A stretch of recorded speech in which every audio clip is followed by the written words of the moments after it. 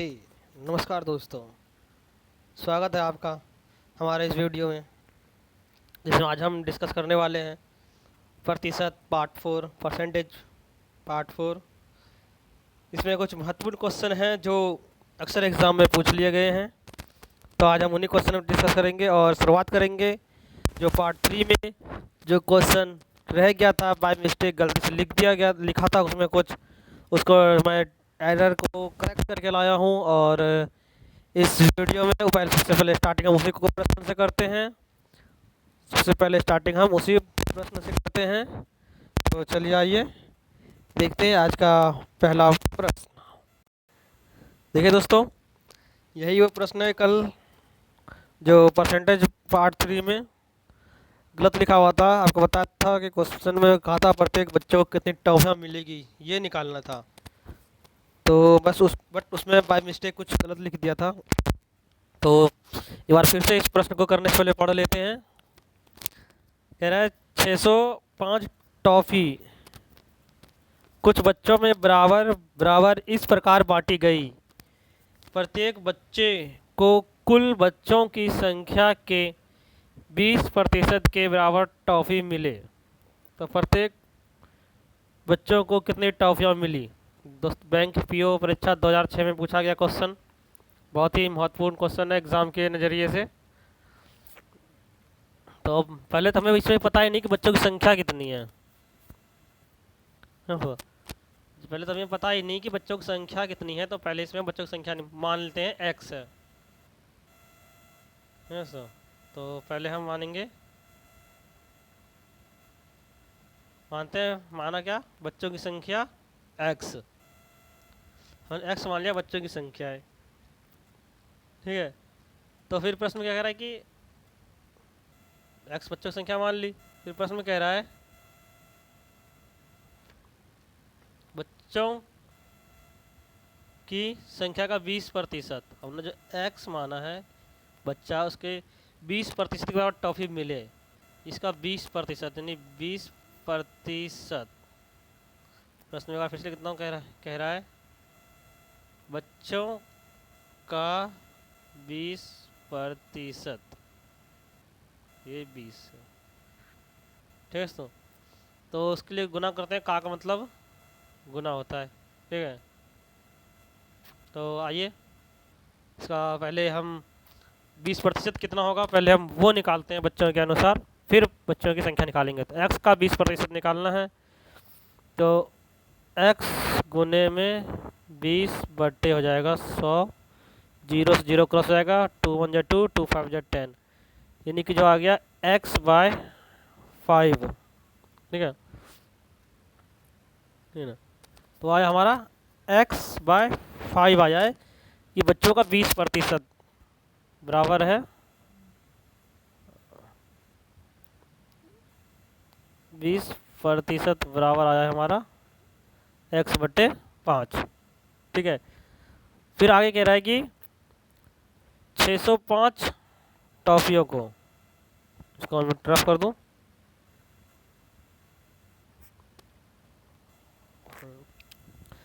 ठीक है। 605 टॉफियों को x बच्चों में बराबर, हमने बच्चों का x मानी थी, x बच्चों में बराबर इस बार बांटी गई कि प्रत्येक बच्चों को कुल बच्चों की संख्या का 20% के बराबर टॉफी मिले, यानी कि हमने बच्चों x मान लिया था ही, तो x का 20% जो कि हमारा निकाला था, क्या था, x/5 बराबर 605,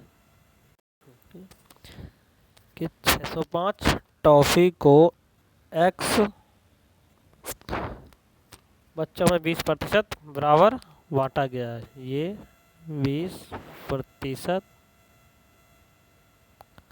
ठीक है दोस्तों। तो यहाँ से हम x की वैल्यू, यानी कि यहाँ से x की वैल्यू यानी कि बच्चों की संख्या निकालेंगे, x की स्क्वायर बराबर, ये मल्टीपल हो जाएगा 605 गुने 5।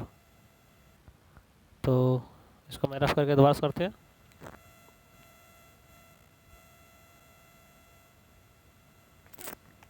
यहाँ तक आ गया था, एक्स स्क्वायर इक्वल टू 605 गुने 5 तो करेंगे तो आएगा 25 की 5 हासिल 2 और 6 पंचे 30।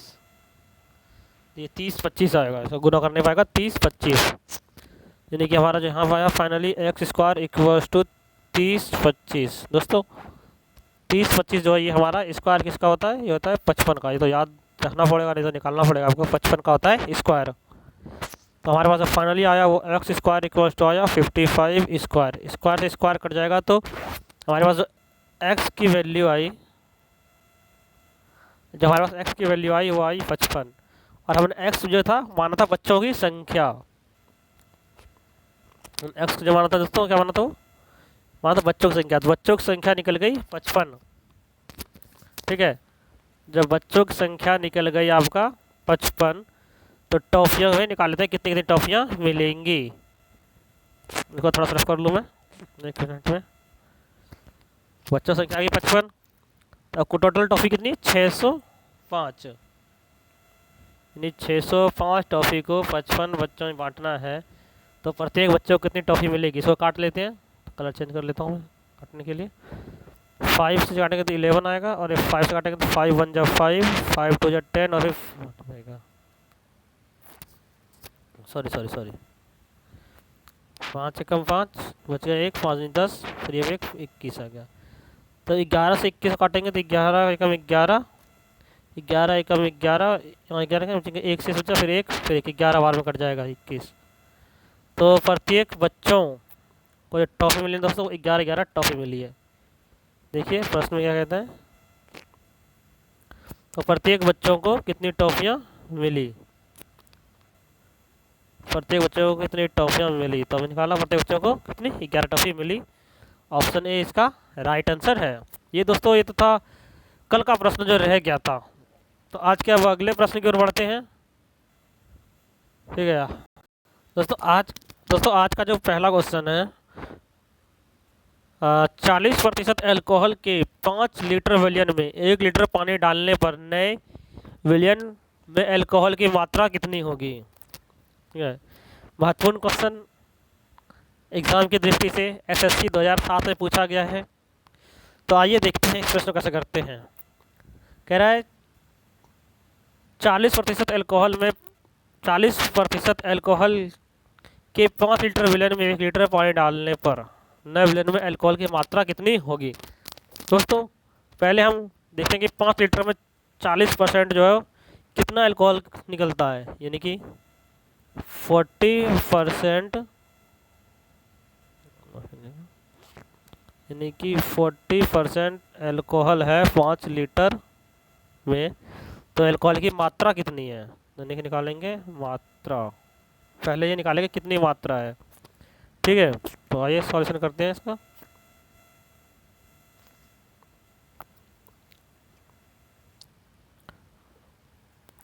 तो कितना था 40% 5 लीटर में।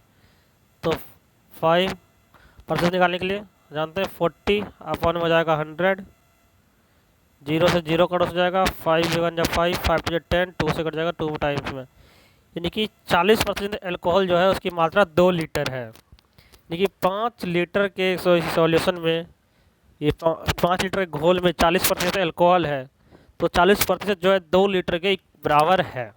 ठीक है, अब कह रहा है एक प्रश्न में कि, अब कह रहा है प्रश्न में 1 लीटर पानी डालने पर, यानी कि 5 लीटर तो पहले था, अब 1 लीटर पानी डाल देंगे, यानी 5 लीटर पहले से था प्लस 1 लीटर पानी डाल दिया, तो कितना हो गया टोटल 6 लीटर हो गई। ठीक है, टोटल 6 लीटर हो गया। तो इसमें एल्कोहल की मात्रा कितनी है वो पूछा है। तो एल्कोहल की मात्रा मान लेंगे x% है। ठीक है दोस्तों, एल्कोहल की मात्रा मान लेंगे x% है। तो 6 लीटर विलियन में x% एल्कोहल की मात्रा बटे में 100, और बराबर में हमारा क्या था, पहले वाले में जो था 2 लीटर।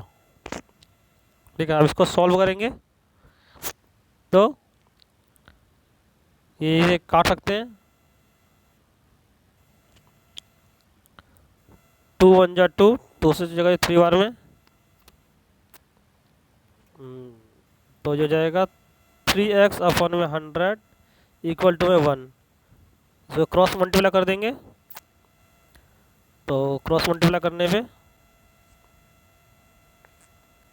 जो आपका आएगा आगे वो होगा 3x इक्वल टू 100। x की मात्रा निकालेंगे 100/3। दोस्तों जब इसको भाग देंगे, काटेंगे तो काटने पाएगा आपका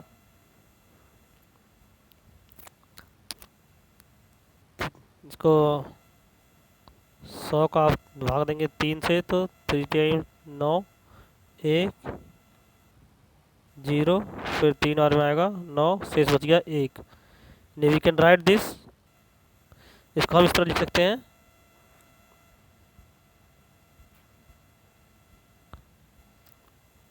33 सही 1/3% आया नए विलयन में अल्कोहल की मात्रा। दोस्तों 33 सही 3% नए विलयन में अल्कोहल की मात्रा आई। यही निकालना था हमें प्रश्न में कहा गया है कि नए विलयन में अल्कोहल की मात्रा कितनी है, तो 33 सही 1/3। ऑप्शन डी आपका सही आंसर है। चलिए बढ़ते हैं इसी साथ हम अगले प्रश्न की ओर। और आज का जो अगला प्रश्न है वो है कह रहा है 7% लवण वाले 12 लीटर घोल को उबालकर 4 लीटर पानी को वाष्पित कर दिया जाए तो शेष बचे घोल में लवण की प्रतिशत कितनी है। दोस्तों पहले तो हम निकालते हैं कि 12 लीटर घोल में लवण कितना है। 7% है, 7% के हिसाब से कितनी मात्रा है लवण की, तो आइए निकालते हैं।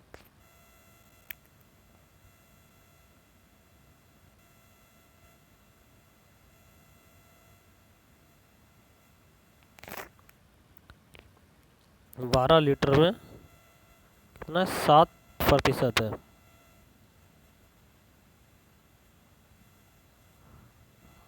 7% है, कैसे निकालेंगे इसको। इसका निकालने के लिए है 12 गुने 7 बटे में 100, तो हमारी लवण की जो है वो मात्रा निकल जाएगी। इसका डिवाइड कर मल्टीप्लाई करेंगे 12 से बन जाए बचते 84 बटे में 100। ठीक है, तो अब इसको आगे सॉल्व करते हैं। हमारा जो आया था वो आया था 84 अपॉन में 100। इसको जब सॉल्व डिवाइड करेंगे तो आएगा आपका 0.84 लीटर आएगा। लीटर इतनी हमारे पास लवण है, यानी कि 7% लवण बराबर आ गई 0.84 लीटर। अब आगे प्रश्न कह रहा है कि आगे प्रश्न बोला है इसमें 4 लीटर पानी को वाष्पित कर दे। देख रहे हैं, अगर 4 लीटर पानी को वाष्पित कर दिया जाए तो शेष बचे घोल में लवण की प्रतिशत कितनी होगी। तो 12 लीटर है हमारे पास, 12 लीटर है, 4 लीटर वाष्पित कर देंगे तो शेष वॉल्यूम क्या बच गया, शेष जो बन गया 8 लीटर बच गया। ठीक है, अब सर 8 लीटर में कितने प्रतिशत लवण है। तो लवण तो जो हमारा निकला तो मात्रा उतनी कितनी है, वो तो वाष्पित हुआ नहीं है 0.84। तो हमारे पास जो सॉल्यूशन है उसमें 4 लीटर उड़ाने के बाद जो 8 लीटर बचा है तो इसके अंदर कितनी प्रतिशत है, तो बता नहीं तो मान लेंगे हम x% है। ठीक है, तो उसके बाद क्या करेंगे कि 8 लीटर में x% बटे में 100 और इक्वल टू में कितना है आया था हमारा 12 लीटर में 0.84, तो यहाँ लिख देंगे इक्वल टू में आ जाएगा आपका 0.84। ठीक है, तो अब इसको सॉल्व करते हैं।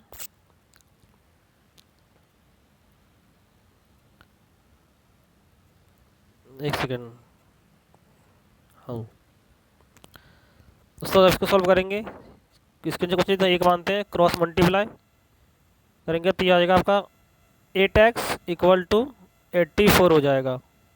100 से 2 जीरो से पॉइंट हट जाता है मल्टीप्लाई में, तो 84 आ जाएगा। अब इसको x की वैल्यू निकालेंगे तो x इक्वल टू जाएगा 84 डिवाइडेड बाय 8,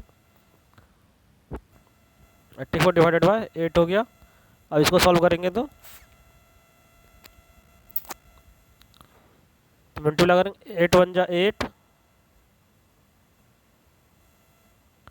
दोस्तों,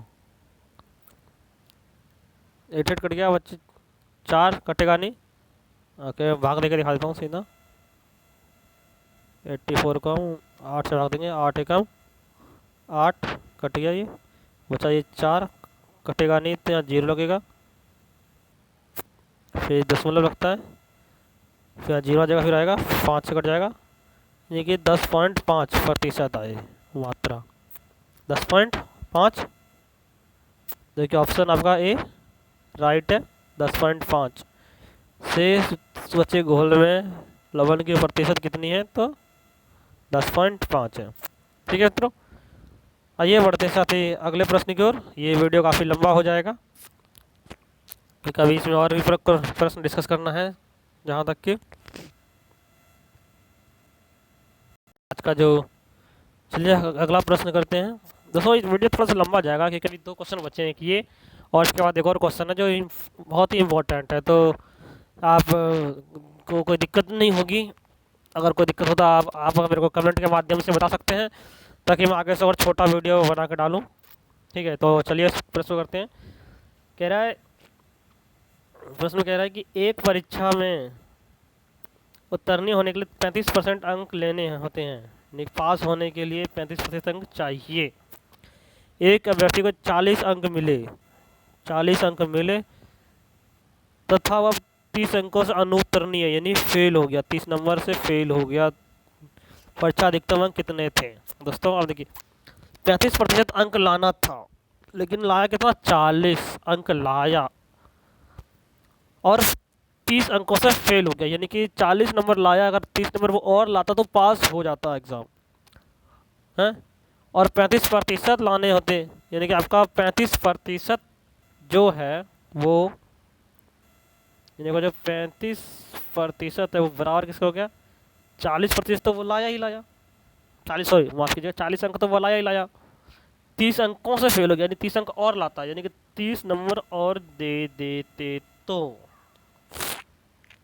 ठीक है, यानी कि 35% बराबर आ गया 40 नंबर जो लाया और 30% और लाता, लाना नहीं 30 नंबर और दे देते तो बराबर हो जाता 35% के, जिससे वो पास हो जाता है स्टूडेंट। ठीक है, तो कितना होगा टोटल मिला के देखते हैं।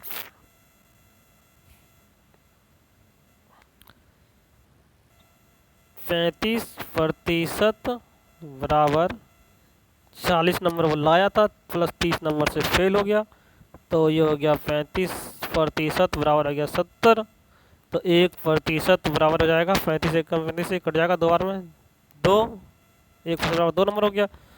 तो हम हमेशा एक मान के चलते हैं एग्ज़ाम जो होता है वो 100% का होता है, तो 100% बराबर क्या हो जाएगा? 100% बराबर हो जाएगा 2 गुना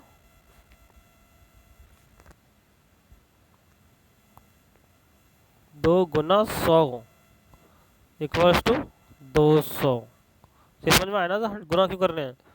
क्योंकि 1 को गुना हमने 100 से किया तो हो गया ये 100%, तो 2 को गुना भी 100 से करना पड़ेगा, तो हो जाएगा 200। ठीक है दोस्तों, तो इसका देख लेते हैं कौन सा ऑप्शन सही है। इसका ऑप्शन सी, इसका ऑप्शन सी जो है वो सही है। ठीक है, बच्चा अधिकतम कितने अंकों के हैं? बच्चा जो अधिकतम आपका सी 200 नंबर का था। ठीक है, और इसके साथ बढ़ते हैं आज के अंतिम प्रश्न की ओर। जो आज का अंतिम प्रश्न है जो काफ़ी महत्वपूर्ण क्वेश्चन है। ठीक है, तो बने रहिए। कह रहा है, एक परीक्षा में एक छात्र ने 30% अंक लिए और वह 45 अंकों से अनुत्तीर्ण, यानी कि 45 अंकों से वो फेल हो गया। 45 अंकों से वो फेल हो गया। दूसरे छात्र ने 42 अंक लिया, जो उत्तीर्ण होने के लिए आवश्यक, यानी उत्तीर्ण पास होने के लिए आवश्यक न्यूनतम अंकों से 45 अंक अधिक है। पूर्णांक तथा उत्तीर्ण होने के लिए न्यूनतम अंक ज्ञात कीजिए, यानी कि टोटल कितने नंबर का एग्जाम है और पासिंग मार्क्स क्या है, यानी कितने नंबर से पास हो जाएगा। दोस्तों अगर पढ़े जाए सही से क्वेश्चन को, देखिए कह रहा है एक परीक्षा में 33% अंक लिया था, 45 अंक से फेल हो गया, अनुत्तीर्ण यानी फेल हो गया। दोस्तों इसकी पहले बता दो, हमेशा एग्जाम जो है वो 100% लेके चलते हैं हम। कितने परसेंट? हमेशा 100% लेके चलते हैं। तो एक परीक्षा में एक छात्र ने 30% अंक लिया तथा वह 40 अंक से अनुत्तीर्ण हो गया, यानी कि अगर इसको हम, यानी कि इसको हम 30% लाया, अंक लिया तो 40 अंक से फेल हो गया, यानी कि इसने प्लस 40% देते तो ये हो जाता पास। सॉरी 45 है, अगर इसको 45 देते तो ये पास हो जाता। ठीक, और अगला ही कह रहा है कि वो 42% अंक लाया, 42% अंक लाया, जो कि न्यूनतम,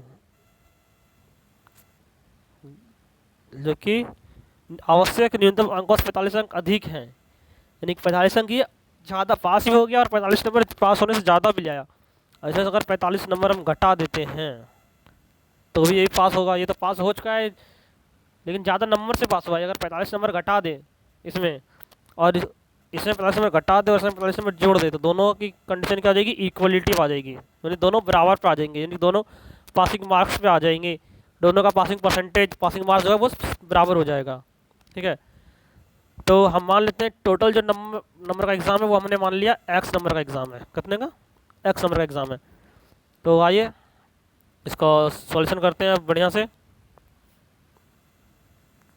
ठीक है, तो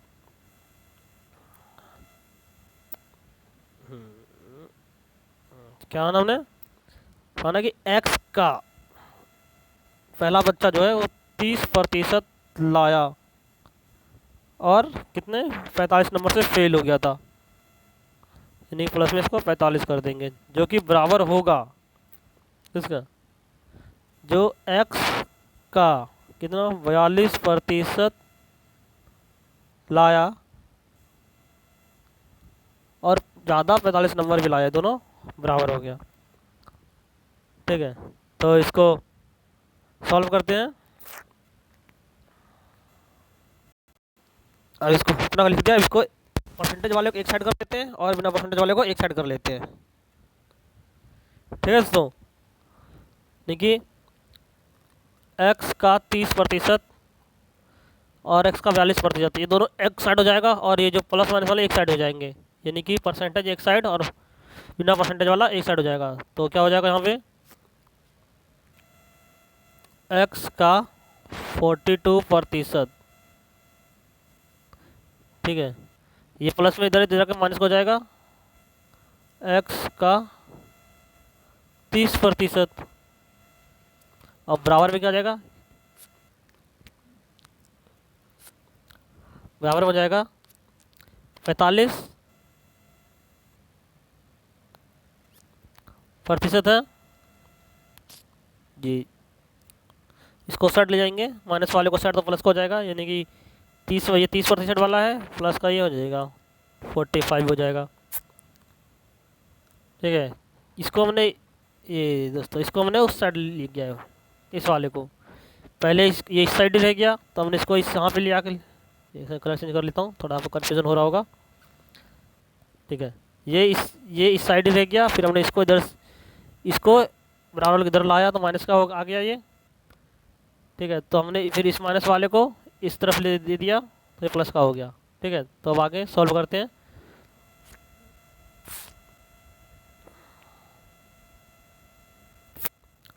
आगे जब माइनस करेंगे तो क्या आ जाएगा, ये वहाँ पे आएगा आपका x का 42 में से 30 गया तो 12, यानी कि यहाँ पे हो जाएगा x का 12% जो है बराबर है 90 के, 90 अंक के बराबर है। ठीक है, का मतलब होता है गुना, ठीक है, जानते हैं कि करते हैं फिर आगे एक्स गुने में 12 में हो जाएगा परसेंटेज हटाने के लिए 100 और बराबर इधर आ जाएगा 90। ठीक है दोस्तों, तो एक्स के बराबर जो निकलेगी वैल्यू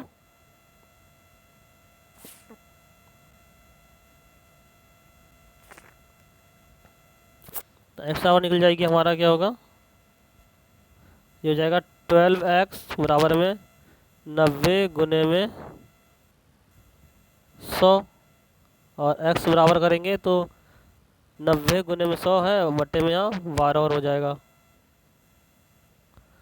ठीक है, अब इसको काटेंगे तो काटते हैं, स्टार्टिंग करते हैं 2 से ही। 2 से चीज चलेगा 12 6 बार में, ये चलेगा 2 से 45 बार में। फिर 3 से काटेंगे, 3 दूनी 6 हो जाएगा और ये 3 से कट जाएगा, 3 1 जा 3, ये बचेगा 1, 3 बचे हो जाएगा 15। ये तो हमारे पास जो बचा, सॉरी मिटा दो, थोड़ा सा रफ कर दूँ तो आगे सॉल्व करने में आसानी होगी। कि x बराबर 15 गुने में 100 बटे में 2 से काटेंगे, ये जाएगा 50 बार में। अब 15 गुने 50 करेंगे तो हमारा जाएगा, वो आएगा 15 चौकी 60, 15 से 75 यानी कि 750। एक्स जो हमें माना था, एक्स नंबर का एग्ज़ाम था माना था, तो एक्स की जो वैल्यू आई वो आ गई 750, यानी कि हमारा जो एग्ज़ाम था वो था 750 नंबर का। ठीक है, एक्स आ गया हमारा 750 नंबर, तो एक्स 750 आ गया।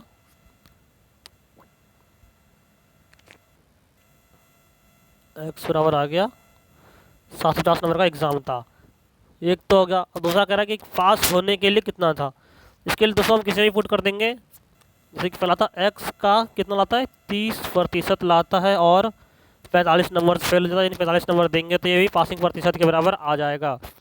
तो एक्स का 30%, एक्स की वैल्यू 750 आ गई, तो 750 गुने में 30 बटे में 100 और प्लस में से 45 कर देंगे तो ये भी पास हो जाएगा। एक जीरो से ये जीरो कट जाएगा, ये जीरो से ये जीरो कट गया, तो 75 तिया हो जाएगा कितना सा 75 को 3 से गुना करेंगे तो 5 तिया 15 की 5 हासिल 1 7 21 और 1 22 प्लस 45, उसको थोड़ा सा रफ कर दूँ मैं, 22 प्लस 45। ठीक है, तो जो इसका आंसर आएगा 5 5 10 की 0 हासिल 1 4 2 6 और 1 7 और 2, यानी कि पासिंग मार्क्स जो है वो है 270। तो हमने दोस्तों वो दोनों चीज़ की वैल्यू निकाल ली। टोटल एग्ज़ाम एक्स बराबर आ गया 750 और जो पासिंग मार्क्स हैं उत्तीर्ण होने के लिए जो न्यूनतम नंबर थे पास होने के लिए वो आ गया 270। देखो दोस्तों, ये था हमारा आज का अंतिम प्रश्न जो कि हमने सॉल्व कर दिया, जो कि अब पासिंग होने के लिए आ गया मार्क्स 270। मैक्सिमम मार्क्स का जो एग्ज़ाम था 750 और पासिंग के लिए आ गया 270। ठीक है दोस्तों, आप देख सकते हैं क्वेश्चन लिखा है पूर्णांक तथा उतरने होने के लिए न्यूनतम अंक ज्ञात कीजिए। ये दोनों चीज़ आ चुके हैं, सॉल्व हो चुका है। ये था हमारा आज का अंतिम प्रश्न। वीडियो थोड़ा लंबा हो गया, कोई बात नहीं।